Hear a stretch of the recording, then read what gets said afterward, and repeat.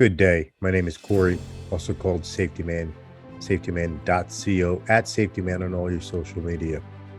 I want to talk about permit to carry or concealed carry. Having trained private citizens, law enforcement, military for over 27 years. And then most recently, once the Bruin decision came out, I've been focusing a lot of my training on private citizens who have decided to take on the awesome responsibility of carrying a concealed firearm. With this awesome responsibility becomes a requirement of training. And although the state of New Jersey hasn't set forth a very specific guided training program for private citizens, I have. I've been training for 27 years.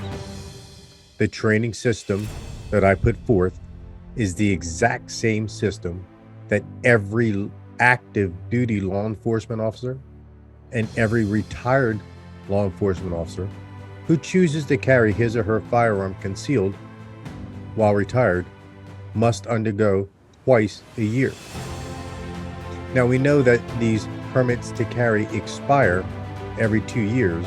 However, there is no guidance on if you have to re-qualify or anything. In fact, people are getting permits that are all-encompassing, saying that one permit allows you to carry any firearm that you own. Personally, I think that is unsafe, unprofessional, and begging for trouble. I believe that we have to learn how to physically handle every firearm that we intend to carry. And I don't just mean being able to put 4 or 5 rounds 10 yards away. I'm talking about being able to be tactical when we use that firearm. Being able to shoot, move, communicate, being able to shoot accurately, being able to assess your threat, being able to focus on your threat and not your gun, ensuring that you can manipulate any safeties, any decockers, any other special instruments or attachments that you have on that gun, like a holosight or a flashlight or some kind of optic.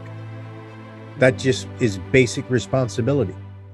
I believe there's a moral obligation that has to come along with the awesome responsibility of carrying a firearm for self-defense. Most people who show up on my classes don't even think about that part. They just want to come in. How far do I have to shoot? I have to shoot with one hand. Do I have to kneel down? They're not even considering the legal, tactical, and moral aspect of it. They just want to pass the course so they can have the gun. I think that's ridiculous. I think we need to put much more thought into the awesome responsibility of carrying a firearm. When do you intend to use it? When is it legal to use it? When is it legal to draw, brandish, show, display, refer to your firearm? What do you do if you shoot somebody and they're injured and now you have them at gunpoint? Are you now kidnapping that person if you won't let them leave? Are you required to render first aid? Should you render first aid? What's the most important responsibility? You, your family, the innocent bystanders, the suspect that you just had to shoot? Does anybody know the answer to that? Come to my training at safetyman.co and we'll answer that and many, many more questions. My goal is to ensure that you are tactically, legally, morally, and safely effective in your use of deadly force, whether it be a firearm or any other object, such as a taser, an edged weapon, a bat, or whatever you are using in a life or death situation to protect yourself, your family, or some innocent third party. Another thing that people fail to consider is de-escalation. In fact, when I read these forums on Facebook, I see time after time where people say, I had to de-escalate a situation today. Somebody cut me off, somebody did this, I gave him the finger, I let him know what was going on, and then he got out of the car. But because I was carrying a firearm, I chose to walk away. Well, let me just say, I've been a police officer for over 27 years, and I have never, ever had to get into a situation off duty where I had to de-escalate the situation. I do not let my ego especially because I'm carrying a firearm, cause me to feel that I am obligated or it's necessary to tell somebody they did something wrong. That is not my job. You don't know that person. You are not in their shoes. You don't know what they are going through or where they just came from.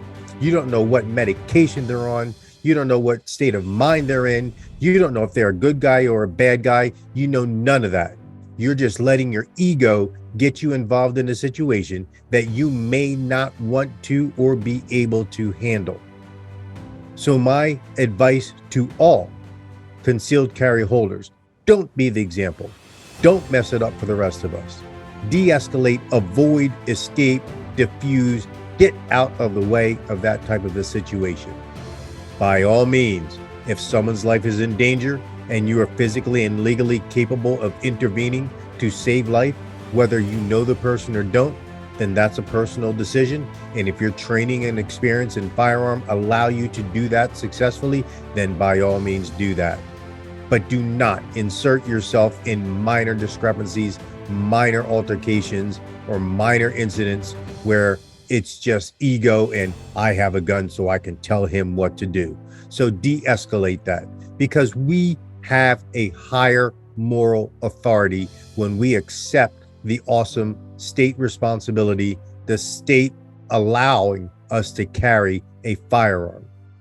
Use it wisely, choose your actions wisely, be calm, be collected, run through these scenarios in your mind and de-escalate, walk away, tell the person, I don't want to be involved, get yourself out of the situation, get to a safe place, get your family to a safe place, call 911 and become a good witness.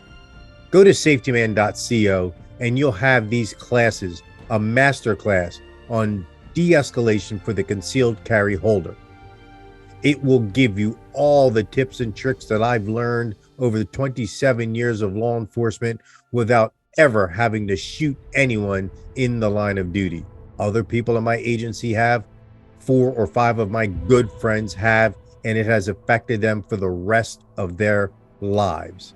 And they are trained law enforcement officers, some of which were even in the military. You do not want to experience that. Take my de-escalation for concealed carry holders, and then let's have a discussion. As always, stay safe, be ready, and train now.